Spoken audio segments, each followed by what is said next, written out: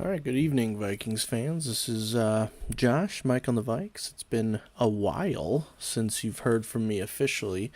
Part of the reason is I've been doing a lot more writing for Bite Size Sports, so make sure you check out those guys over there. We have a lot of good stuff coming out over there. A lot of good NBA coverage, a lot of good NFL coverage, a lot of good combat fighting or combat sports coverage as well. So make sure you're going over there and checking out the guys over at Bite Size Sports. You can find me on Twitter at JLime8, and we're trying something new here as we go into the 2024-2025 NFL season. I'm going to try to do a little bit more podcasting from home where I have some more space and where I have the ability to hopefully get a better quality product out there. But the general idea will be the same. You'll hear from me roughly every week regarding the current Vikings, game or transactions or just state of the team and things like that. So, welcome aboard. Appreciate anyone taking the time to listen. The obvious discussion tonight is regarding the draft and everything that I thought the Vikings did in the draft, which I was largely impressed with and happy about. And so I'll just touch on a few things, not going to be anything too over the top. And we're also trying this streaming thing because for me, this is a new territory. So bear with me if the quality is weird or if things change along the way. But anyway, thanks for being aboard. Um, I really liked what the Vikings did in the draft. That's where I'll start. I don't like that we only have 3 picks on the book for next year. Um, and I don't like how expensive some of the things were that we did. However, I think in terms of what we needed to do for this competitive rebuild, quote unquote competitive rebuild, to continue to stay competitive, we needed to get a quarterback. We needed to get one of the top 5 quarterbacks, I believe. And it basically, I would have been happy if we spent the farm just because we needed somebody.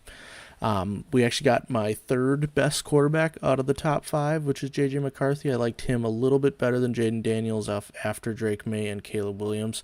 And I know that might sound crazy because Jaden Daniels, he has the Heisman Trophy pedigree. He definitely came on late, high-level competition, did a lot of great things at LSU. And I really like him as a prospect, too. I think J.J. McCarthy's a little bit more raw, and I think that under the tutelage of Kevin O'Connell, I think he's a good fit here in Minnesota. And so I'm happy that we got J.J. McCarthy. He was my third best quarterback off the board, and I'm also ecstatic that we did not have to give up next year's first round because I know we only have 3 picks next year.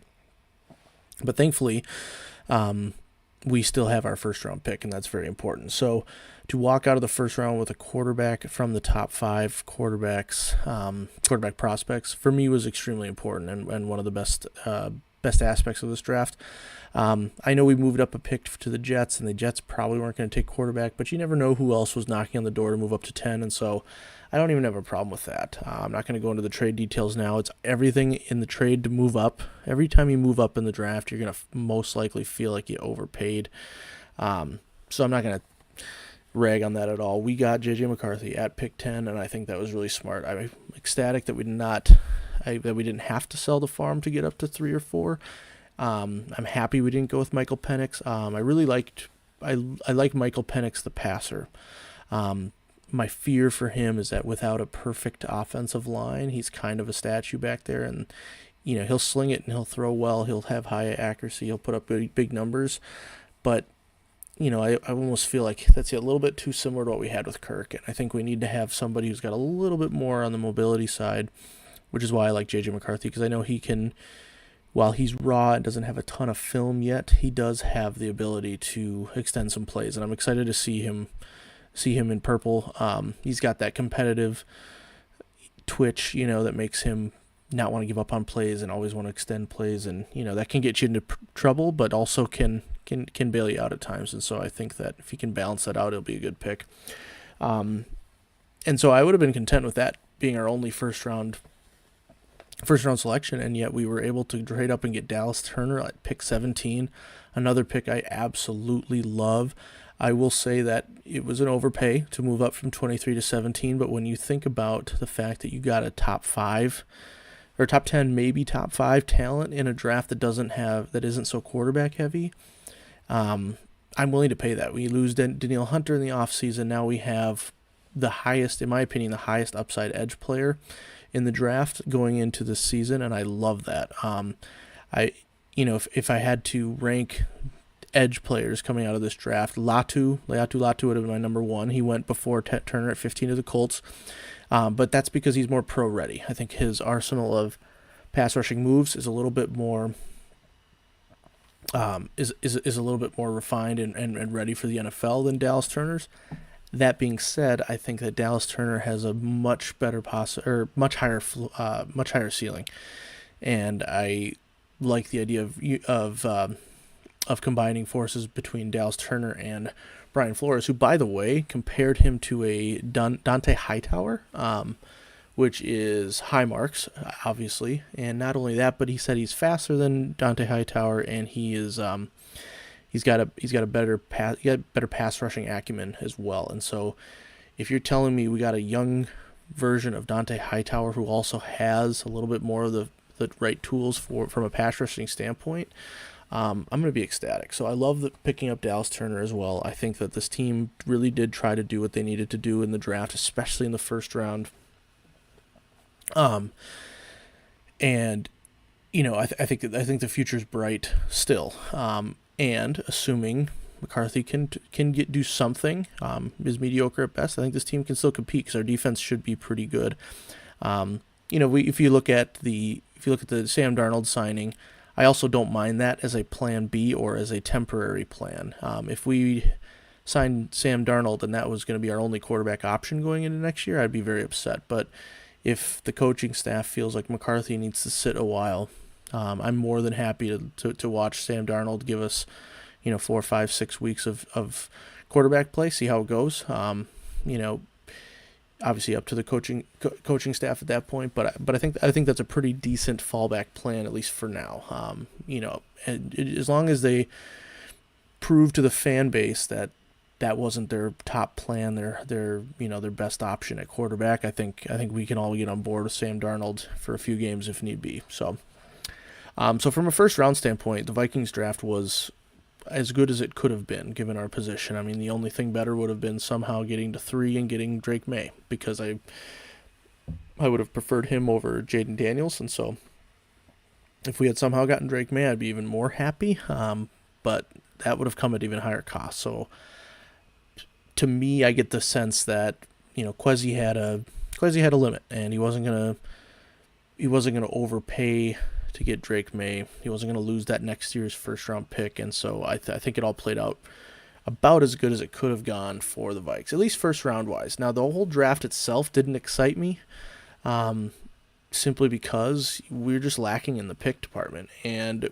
I say this every year now that I've started to try to watch some film on a lot more prospects, and each year I watch more and more prospects. And when you do that, even if you're not an expert, I'm definitely not an expert, you tend to latch yourself on to players that you like based on your own eye test. And the fact that we didn't have any picks in the second and third round, it was really painful to see a lot of names go to other teams because the Vikings did not have a pick in those in that range.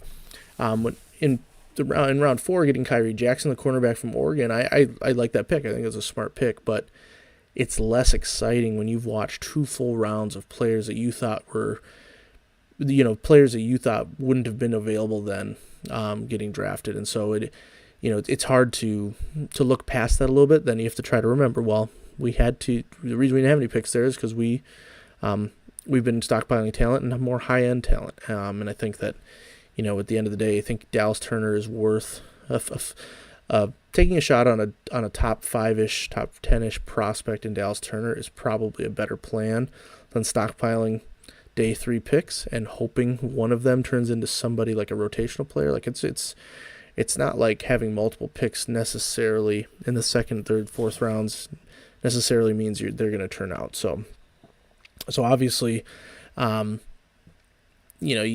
you can't have it both ways, right? You can't have a ton of picks and be able to move up and get your guys. So we made our decision, and I'm content with it, even though we watched all those second and third round picks go. And I think part of the reason I'm less concerned with that is our defense is in good shape, right? Brian Flores turned around this unit last year in a huge way, and even even getting him a few pieces here and there alongside of what he established last year, I feel like our defense is going to be in perfectly fine shape. And so, I have no issues with that, especially when you consider who we brought in this offseason, right? Jonathan Grenard from Houston, along with Blake Cashman, another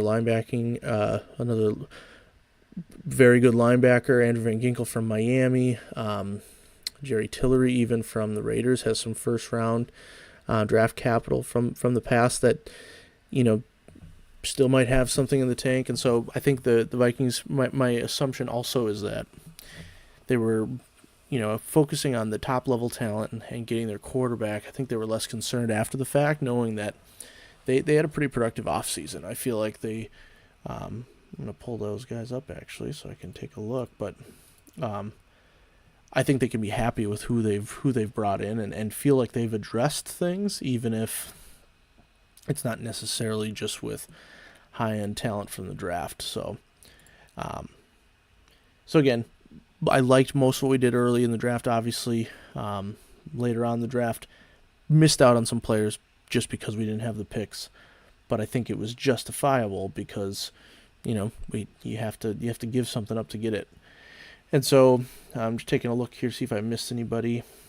Re-signing Jonathan Bullard is a good play here. We got Shaq Griffin as a corner on a free agent deal. Like we did some things in the offseason or in free agency. It's not all those moves are gonna move the needle, obviously, but I think you have to be at least content with the value of all of it when it's all said and done, when you're looking at it holistically. See, other things about the draft, I didn't like that they took a kicker. I'll get that out of the way now. We signed a kicker in the offseason, John Parker Romo, and then we drafted Will Rickard from Alabama, and I'm sure he's one of the best kickers in the draft, and he could end up kicking for us for 10 years, and that would be awesome. My issue with it, though, is when you don't have picks, you don't spend them on a kicker. I just don't believe that's the right call. But it did feel like one of those years where a lot of teams were doing it. You see, it's kind of the old, well, if the other teams were doing it, maybe we should do it as well. And so maybe that's how the Vikings viewed it. Like they weren't going to get Will Rickard as an undrafted free agent, so maybe they had to spend a draft pick on him. And if they liked him that much, am I really going to argue with it? Not too much. It's just, it's kind of a bummer, right? When you see when so many positions need depth. We've suffered in Minnesota various times with lack of corner depth, lack of edge depth, lack of depth in the interior offensive line when guys go down. Like we've every team is desperate for depth and he needs depth to be successful. And so to use one of your few picks, one of your valuable, even though it's a later round pick, they're still valuable for depth pieces. And to take a kicker, it doesn't feel right. But again, could be great. And we do need a kicker. Greg Joseph has gone on to Green Bay, where now we hate him. I'm just kidding. He's did some good things for us, but you know what I mean. You wish there would have been some other positions addressed. Speaking of positions addressed, the Vikings did take 2 offensive linemen in this year's draft, and that was smart. I had told a bunch of friends, I had told my some buddies on podcasts that we needed to walk out of this with a center. I'm a big Bradbury, guy for the most part, but he's very middle of the road to me. And I think that with the inconsistent guard play that we have, with the inconsistent guard play we have, we give up way too much interior pressure. Part of the reason, when Kirk was pressured, it was a lot of times it was straight up the gut, and so you have to shore that up. Our running game was not good enough last year. And, we didn't have as many attempts either, so it wasn't like it was painfully inefficient. It was just one of those where I'm not sure the coaching staff felt we could run up the gut as well, or because I'm not going to blame Alexander Madison or Ty Chandler. I think both of them are good running backs. And so we needed to address offensive line. Now, we waited too long, so Michael Juergens, Levi Drake Rodriguez, not exactly the names you're looking for. But because I was so desperate to make sure we got a center, I did look at Michael Juergens a little bit more in depth, and he does look like a very capable and versatile player. If we run it back with Bradbury, then I expect Juergens to compete for at least for either guard spot, to be honest. And I think if he wins it, I think we'll feel pretty decent about it. And then at the end of the day as well, if we decide, Garrett, you just don't have it anymore, you're not quite to the level we need, then you have a guy that's got 3 years of starter experience, and a lot of that is as a center in the ACC. So you're feeling good about that. They're about the same size. I was hoping for someone a little bit bigger, but then again, you need someone who can move too. He was smooth on his pulls in the highlights that I saw. He's good with his hands. He's a finisher, which I really liked. There are a couple plays where I saw Juergens, latch onto a block, move the guy around, and still hold that block. So when the quarterback kind of moved back in that direction in the pocket, the block was still there for him, and I think that's important.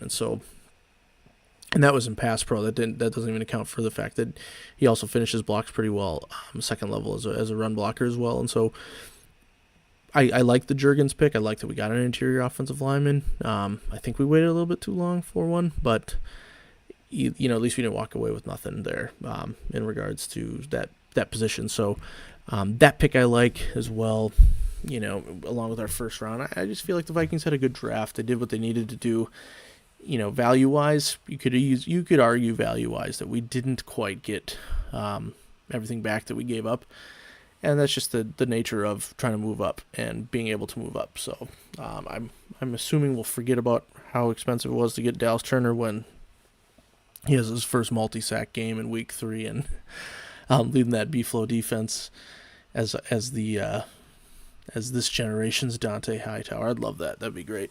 And it speaks to his versatility and his high ceiling, right? He's got the pass rushing ability on top of the fact that he'll be able to drop back in coverage. He'll be a useful kind of linebacker-esque player on the edge as well, not just a straight pin your ears back and rush the quarterback. So all good to report on that. Yeah, I think I'm feeling very optimistic. I am optimistic all the time. If you know anything about me, if you've read any of my posts on MikeOnTheVikes.com or listened to some of my other podcasts from last season, you'll know that this is the realm of eternal delusion, where it's Super Bowl or bust every year. We're always we're always competing for a Super Bowl, and I've fully embraced the competitive rebuild idea, and so hopefully. Hopefully that comes to fruition for the Vikes here in 2024. But I look forward to seeing what the rest of the offseason has in store. I can't wait to see the first few highlights from training camp in a few weeks, or maybe a couple months, I should say, when we get to pretend that some throws that J.J. McCarthy makes in training camp are going to lead us to the Super Bowl as well. But that's neither here nor there. Stay tuned for more coming up. Like I said, you can expect me roughly every week. Just taking a stab at my own little analysis and fan reaction to things going on in Viking land, and it'll carry on to the season where I'll get definitely some knee-jerk, but also some intelligent reaction to Vikes games every week and kind of go from there. So Mike on the Vikes, MikeOnTheVikes.com is the blog site. Not a lot there right now. I've been doing more writing for Bite Size Sports, so make sure you follow the people over there. And then you can find me on Twitter at JLime8. If you ever want to reach out and argue with me or debate or just, agree with a post or just sharing some Vikings commiseration, because we know that there's plenty of that every season as well. So until those moments happen, appreciate anyone who takes time to follow along, listen, and hang out. And have a great weekend. Happy Saturday.